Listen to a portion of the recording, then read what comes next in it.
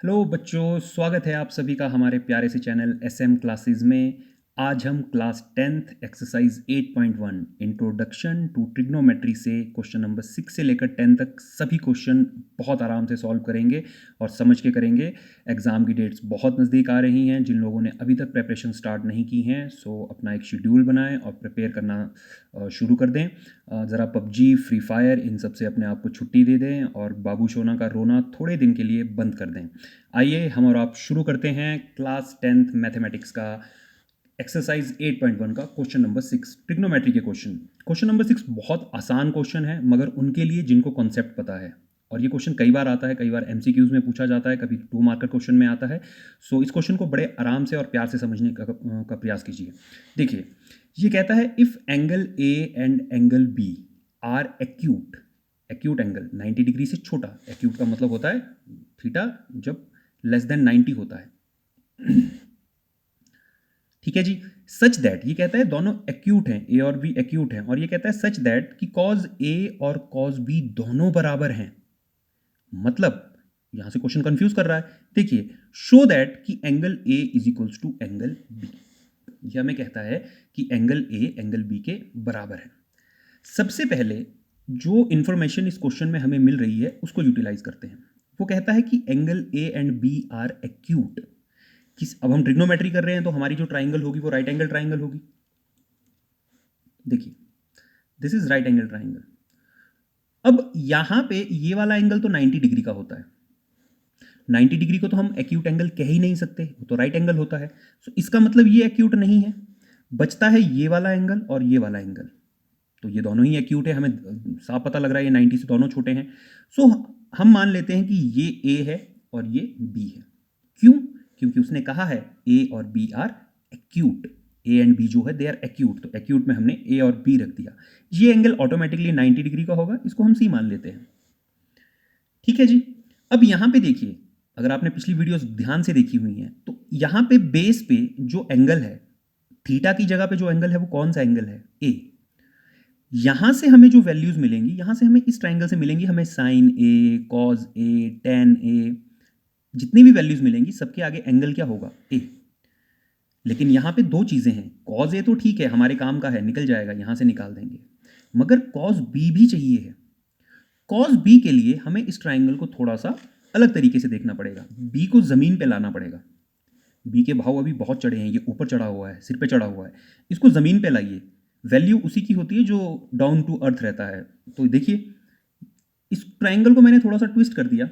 B को मैं ground पे ले आया, सी को मैं यहां रख देता हूं, और ये लाइन यहां से ऐसी आएगी और ए ऊपर शिफ्ट हो जाएगा। ऐसे ही होगा ना अगर हम इस ट्राइंगल को शिफ्ट करेंगे। देखिए, तो अब सी पे तो 90 डिग्री पहले से ही बना हुआ था।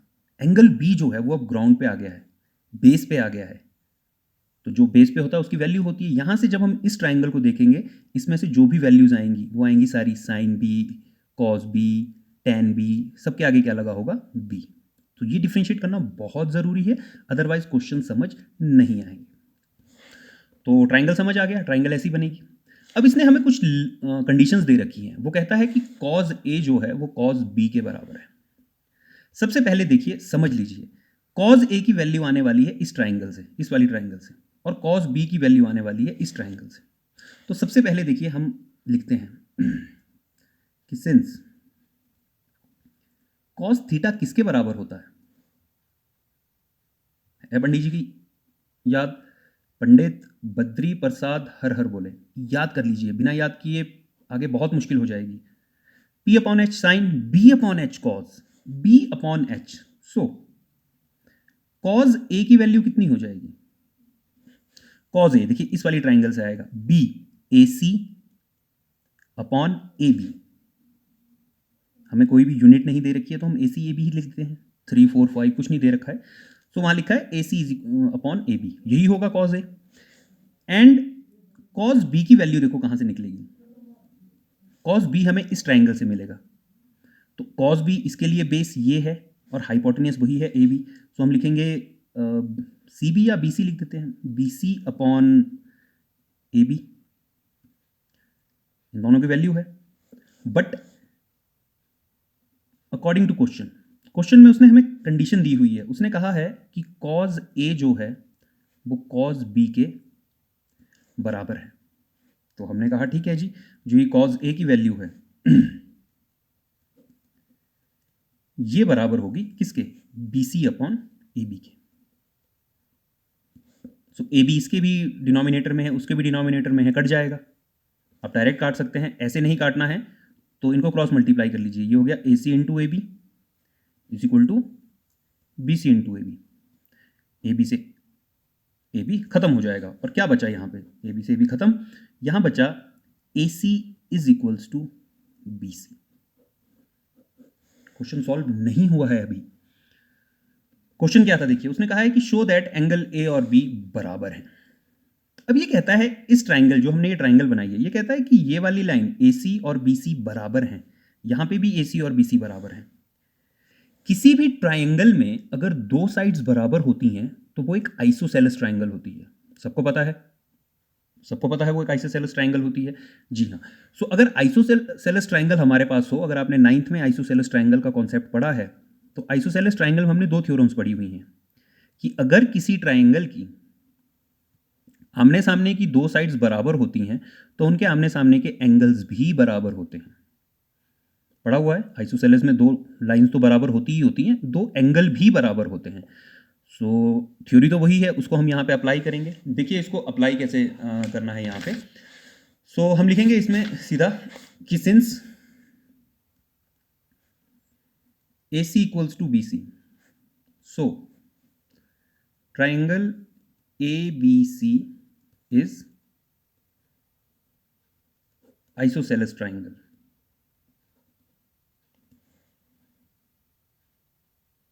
ठीक है जी, आइसोसेलेस ट्राइंगल है। सो हम लिख देंगे लास्ट में angle A is equals to angle B, hence proved.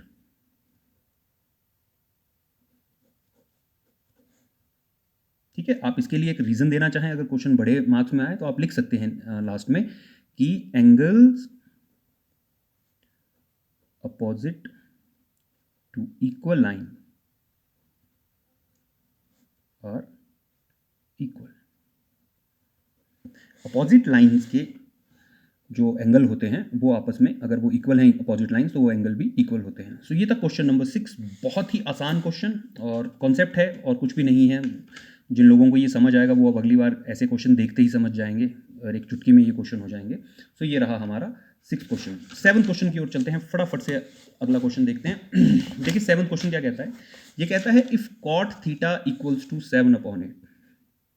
This is 7 question. ये कहता है कि कॉट थीटा जो है वो 7/8 के बराबर है। आपको कहा है इवेल्युएट करें, ठीक है, किस चीज़ की वैल्यू निकालने को आपको कहा है। ये कहता है 1 plus sine theta 1 minus sine theta upon 1 plus cos theta 1 minus cos theta. ये कहता है इसकी वैल्यू वैल्यूएट करें। तो साफ दिख रहा है मुझे, असल में क्वेश्चन ये है, क्वेश्चन का असली पार्ट ये है। वो हमसे ये उम्मीद कर रहा है कि हम इसकी वैल्यू उसको इवैल्यूएट करके दें। अब 1 तो ठीक है, लेकिन साइन की जगह पे क्या भरूं, साइन की तो कुछ वैल्यू होनी चाहिए और ये वैल्यू निकालनी हमने अब सीख रखी है। तो हमारे पास वहां पे हम कहाँ से निकालेंगे साइन की वैल्यू, इस गिवन इक्वेशन से। तो देखिए वो बोलता क्या है, वो कहता है कॉट थीटा 7/8 है। सिंस कॉट थीटा किसके बराबर होता है बच्चा, टेन का इनवर्स। चीज़ें ये लिखना नहीं है एग्जाम में, मैं बता दूं, कॉट जो होता है वो 1/10 होता है। 10 होता है बी अपॉन पी, तो ये हो जाएगा, सॉरी पी अपॉन बी, तो ये हो जाएगा B upon P, base upon perpendicular. ठीक है जी। तो अगर एक मैं ट्राइंगल कंस्ट्रक्ट करता हूं, सो यहाँ पे देखिए थीटा की वैल्यू दी है तो कुछ भी लिख लो, ए बी सी, यहाँ पे 90 डिग्री है। ये कहता है कॉट थीटा की वैल्यू 7/8 है, तो क्या कॉट बेस अपॉन परपेंडिकुलर, ये 7 है और ये 8 है। तो हमें साइन की वैल्यू निकालनी है। साइन के लिए हाइपोटेन्यूज का होना बहुत ज़रूरी होता है, उसके बगैर हम साइन की वैल्यू नहीं निकाल पाएंगे। तो सबसे पहले हम इस ट्राइंगल को यूज़ करके परपेंडिकुलर हाइपोटेन्यूज की वैल्यू निकालेंगे पाइथागोरस थ्योरम से। देखिए यूजिंग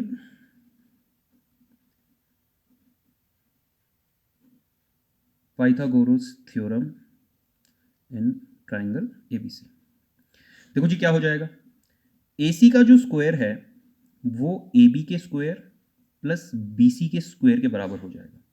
पाइथागोरस थ्योरम है जी, हाइपोटेन्यूज का स्क्वायर परपेंडिकुलर और बेस के स्क्वायर के सम के बराबर होता है। सो AC नहीं दिया है तो AC की जगह AC रहने दीजिए, AB की जगह 7 स्क्वायर और BC की जगह 8 स्क्वायर। 7 का स्क्वायर 49, 8 का स्क्वायर 64, आप इन तीनों को जोड़ेंगे 9 4 13 3 1 113। सो यहाँ पे AC की स्क्वायर की वैल्यू जो है वो हमारे पास आई है 113। सो अगर मुझे AC की वैल्यू चाहिए सो वो हो जाएगी 113 का अंडर रूट। ठीक है जी, इसका मतलब ये जो साइड हमारी है ये 113 113 का अंडर रूट है। इसे निकालने की ज़रूरत नहीं है, let it be in the under root, हम इसको ऐसे ही सॉल्व करेंगे, इसे कोई सॉल्व करने की आगे ऐसी ज़रूरत नहीं। अब देखिए इस क्वेश्चन को मैं यही करता हूँ ताकि ये आपके सामने रहे। वहाँ देखिए हमें क्या प्रूफ करना था, हमें बोला है 1 plus sine theta 1 minus sine theta. मैं इसे एक बार फिर लिख देता हूँ,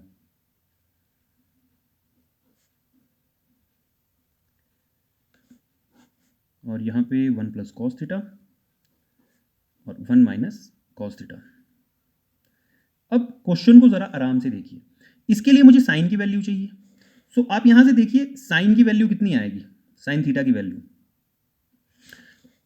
साइन क्या होता है, साइन होता है परपेंडिकुलर अपॉन हाइपोटेन्यूज, तो साइन की वैल्यू यहाँ पर है 8 अपॉन अंडर रूट 113।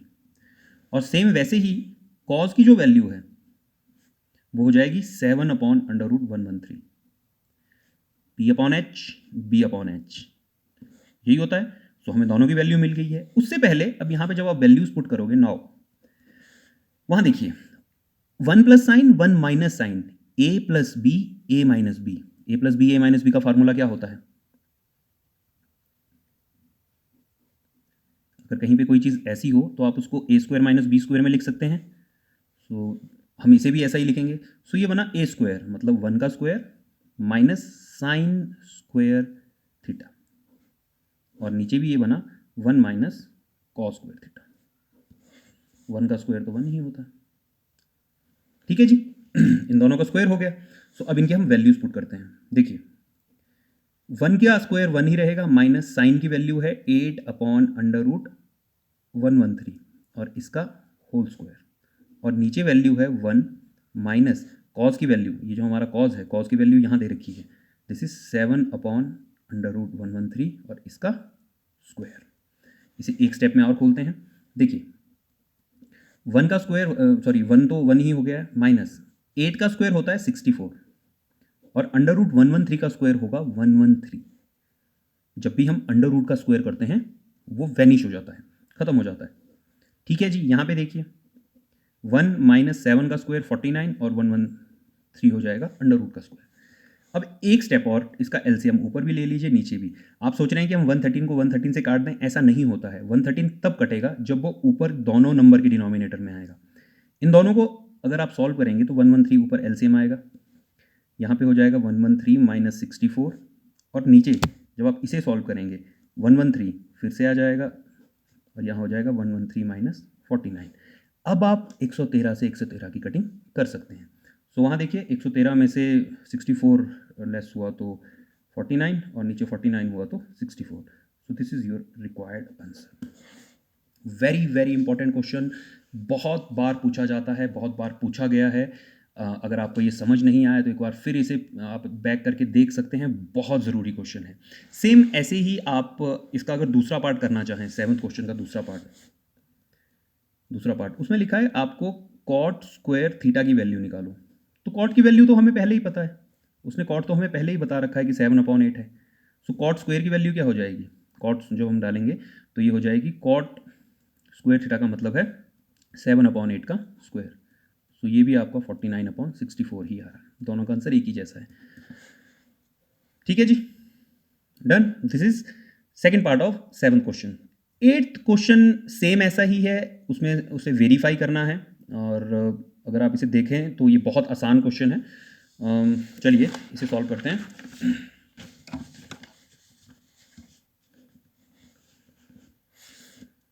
ये कहता है क्वेश्चन 8 कि 3 cot A is equals to 4। इसका मतलब है अगर 3 को मैं उस तरफ ले जाऊं तो ये हो जाएगा cot A is equals to 4/3। ठीक है जी, सो हमारे पास एक वैल्यू आ गई है। सो यहाँ पे देखिए उसने हमें कहा है चेक करने को कि whether 1 minus tan square A upon 1 plus tan square A is equals to cos square A minus sine square A. इस क्वेश्चन में असली ये सॉल्व करना है। असल में वो जो ऊपर पोर्शन हमें दिया है वो उससे तो हमें वैल्यूज फाइंड आउट करनी है। सो हम क्या करेंगे, हम इस पोर्शन में देखेंगे हमें चाहिए क्या क्या। हमें चाहिए टेन की वैल्यू, कॉस की वैल्यू और साइन की वैल्यू। सो वो हमें कहाँ से मिलेंगी, 4/3 से। सो यहीं पे देखिए साइड में अगर मैं इसे फटाफट से सॉल्व कर दूँ, सो अगर कॉट कहाँ है, ए, कॉट ए है 4/3, ए यहाँ पे होगा, बी सी, कॉट होता है बेस अपॉन परपेंडिकुलर। सो ये 3 है, ये 4 है। अगर आप इसे सॉल्व करेंगे पाइथागोरस थ्योरम से तो ये 5 आएगा, 5 आएगा। आप इसे सॉल्व कर लीजिएगा, ठीक है। और यहाँ पे अगर देखिए आप मुझे जो जो वैल्यू चाहिए, मुझे टेन की वैल्यू चाहिए, टेन थीटा की, टेन ए की वैल्यू। तो टेन होता है परपेंडिकुलर अपॉन बेस 3/4। कॉस की वैल्यू चाहिए मुझे, कॉस ए, कॉस होता है बेस अपॉन हाइपोटेन्यूस 4/5। जिसको समझ नहीं आ रहा है पंडित बद्री प्रसाद का फॉर्मूला साथ में लिख के रखे। और साथ में कहा है साइन ए, साइन ए की जो वैल्यू है वो हो जाएगी परपेंडिकुलर अपॉन हाइपोटेन्यूस 3/5। सो इन सब वैल्यूज को हम यहाँ पे इंसर्ट करेंगे। यहाँ तक इस क्वेश्चन को बिल्कुल वैसे ही कीजिएगा जैसा हमने पिछला क्वेश्चन डिराइव किया यूजिंग पाइथागोरस थ्योरम। यहाँ पे देखिए मैं वैल्यू भरता हूँ 1 माइनस टेन की वैल्यू दी हुई है 3/4, लेकिन साथ में उसका स्क्वायर भी है, और अपॉन 1 प्लस 3/4 का स्क्वायर। एक बार माइनस एक बार प्लस। उस तरफ देखिए कॉस की वैल्यू है 4/5, इसका स्क्वायर, माइनस साइन की वैल्यू है 3/5, इसका भी स्क्वायर। ठीक है जी, इसे सॉल्व करो। ये देखो क्या बनता है, ये बना 1 माइनस 3 का स्क्वायर 9, 4 का 16, 1 प्लस 9/16 इज इक्वल्स टू 4 का स्क्वायर 16, 5 का स्क्वायर 25, माइनस 3 का स्क्वायर 9 और 5 का स्क्वायर 25। यहाँ पे इन दोनों को सॉल्व करेंगे फटाफट से। देखिए एलसीएम लेना पड़ेगा। वहाँ बनेगा ऊपर वाले का 16 माइनस 9/16, और यहाँ पे बनेगा 16 प्लस 9/16। बच्चों 10th में हो चुके हो, ये सब आना चाहिए फास्ट। वहाँ देखिए एलसीएम का क्वेश्चन है, उसके नीचे 1 है, उसके नीचे भी 1 है। फटाफट से एलसीएम लेके सॉल्व किया। अब 16 से 16 कट गया। वहाँ देखिए क्या बचा, वहाँ पे इन दोनों का एलसीएम 25 है, तो यहाँ पे 16 है, यहाँ पे -9 है। तो वहाँ पे देखिए 16 माइनस 9, 16 माइनस 9 कितना होता है, 16 माइनस 9 इज 7, और नीचे 16 प्लस 9 इज 25। वहाँ पे भी 16 माइनस 9, 7/25। सो दोनों साइड इक्वल है, हेंस वेरीफाइड।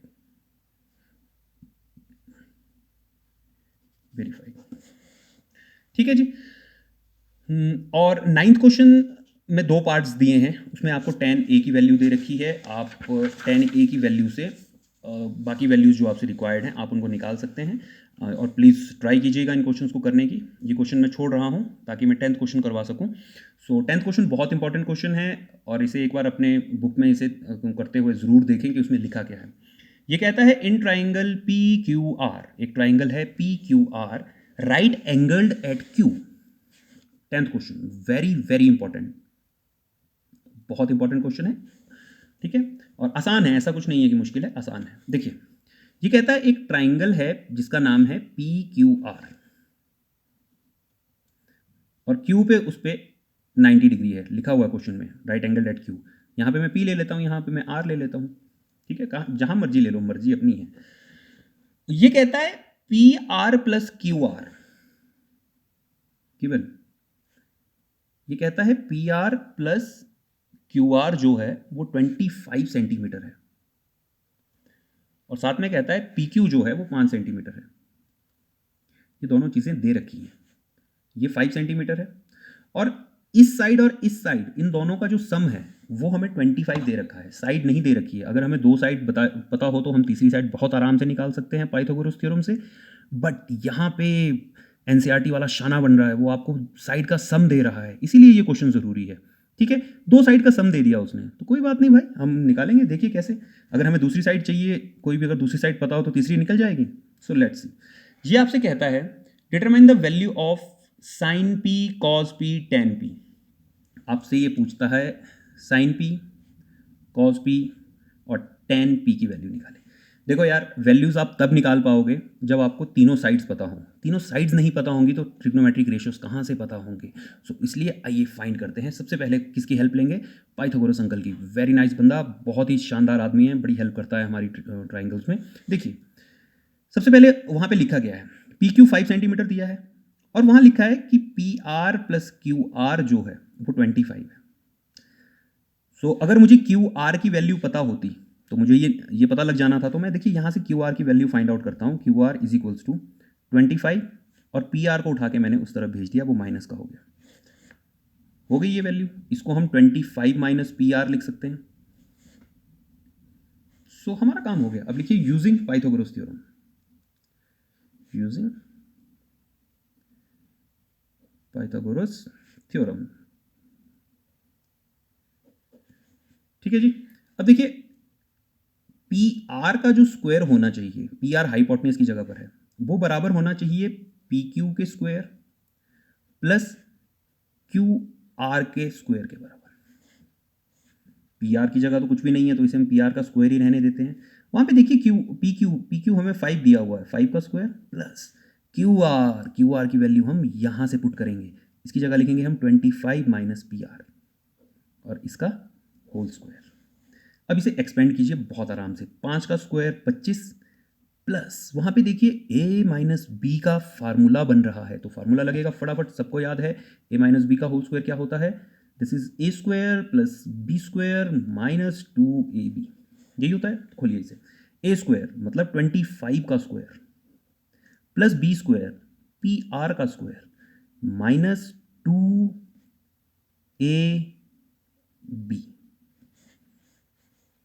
तो यहाँ पे देखिए 25 वैसा का वैसा प्लस 25 का स्क्वायर होता है 625 प्लस पी आर का स्क्वायर हो गया पी आर स्क्वायर और यहाँ बन गया माइनस 50 पी आर और इस तरफ हमारे पास ऑलरेडी पी आर का स्क्वायर चल रहा है।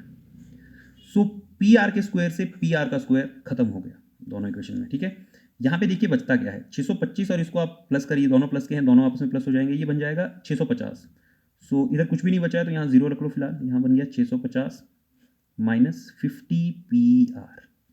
अब मुझे तो 50 पी आर की वैल्यू चाहिए, मैं इसको उठा के लेफ्ट भेज देता हूँ। ये बना 50 P R is equals to 650 और पी आर जो हो जाएगा वो इक्वल हो जाएगा 650 अपॉन 50, 0 13।